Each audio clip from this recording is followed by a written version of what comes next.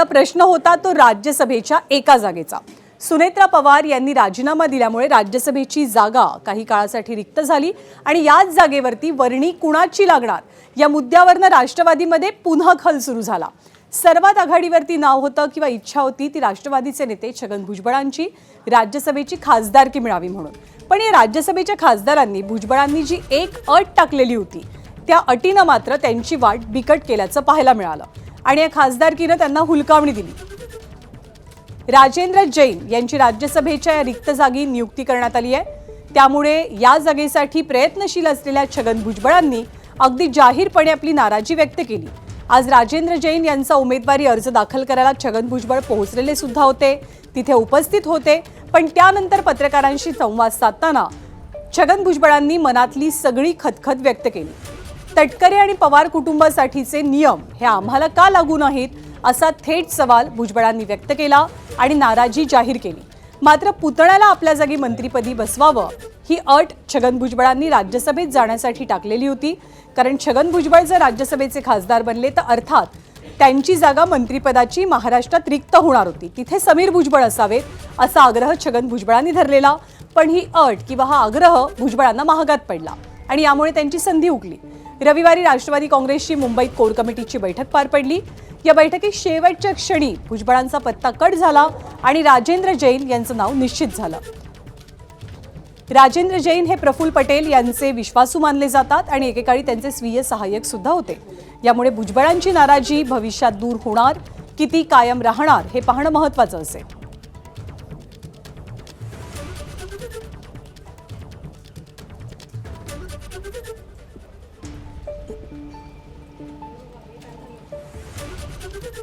जसं इतरांना जो न्याय मिळालेला आहे, इतरांचे जसे राज्यसभेवर लोकसभेवर आणि इकडे मंत्री आहेत मुलं बाळ, त्याप्रमाणे मी सुद्धा हा पक्ष जो आहे स्थापन करण्यापासून पुढाकार घेतलेला आहे पवारसाहेबांकडून।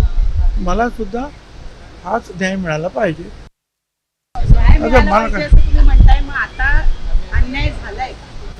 आता तो अन्याय काय आहे की चालायचं आता आणखी पुढे, आज नहीं तो कल, कल नहीं तो परसों। क्या मैं कबड्डी का खिलाड़ी हूँ, शतरंज का खिलाड़ी नहीं हूँ, शतरंज नहीं जमता है मुझे। बीजेपीकडे ते प्रपोजल आम्ही मांडल्यानंतर शेवटचा एकच दिवस होता, आम्ही सगळ्यांनी सांगितल्यानंतर, आणि एक दिवसामध्ये मग त्यांचं असं उत्तर आलं की ज्या वेळेला विस्तारीकरण होईल मंत्रिमंडळाचं, रिशफल होईल काय होईल त्यावेळेला विचार करू। त्यामुळे बीजेपीने नकार दिला या गोष्टीमध्ये तथ्य नाही।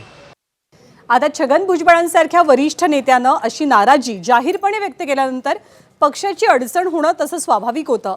पण पक्षाची ही अडचण विचारात घेऊन भुजबळांच्या वक्तव्यावरती सारवासारव करण्याचा आणि परिस्थिती नीटनेटकी करण्याचा प्रयत्न केला प्रदेशाध्यक्ष सुनील तटकरे यांनी।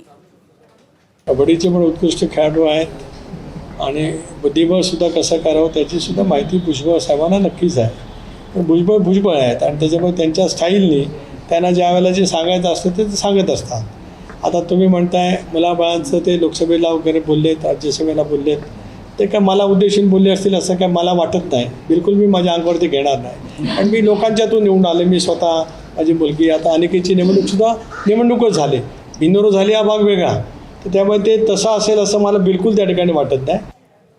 तर छगन भुजबळ काही तटकरे कुटुंबाला उद्देशून काही बोलले नसतील असं म्हणत पक्षाची आणि स्वतःची बाजू सावरण्याचा प्रयत्न सुनील तटकरेंनी केल्याचं चित्र पाहायला मिळालं। पण दुसरीकडे छगन भुजबळांच्या याच वक्तव्यावरनं त्यांच्या जुन्या सहकारी सुप्रिया सुळेंसह अंबादास दानवे असतील, विजय वडेट्टीवार असतील, या सर्वांनी राष्ट्रवादीतल्या घडामोडींवरती भाष्य केलेलं आहे।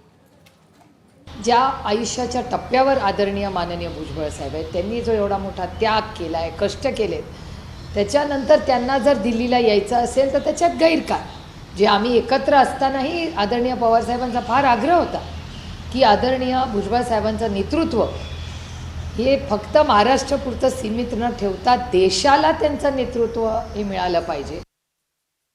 परंतु ज्या पद्धतीनं राष्ट्रवादी काँग्रेसमध्ये अजितदादानंतर राजकारण चालू आहे ते जर बघितलं तर मला असं वाटतं एक वेगळ्या दिशेनं चालू आहे।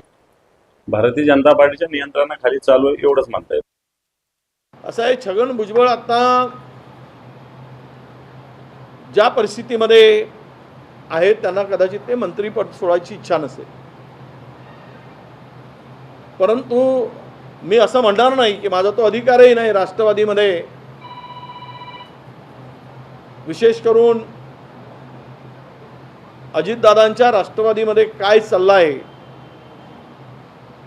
याचा अंदाज सगळ्या महाराष्ट्रातील लोकांना आलेला आहे. एबीपी माझा, उघडा डोळे बघा नीट.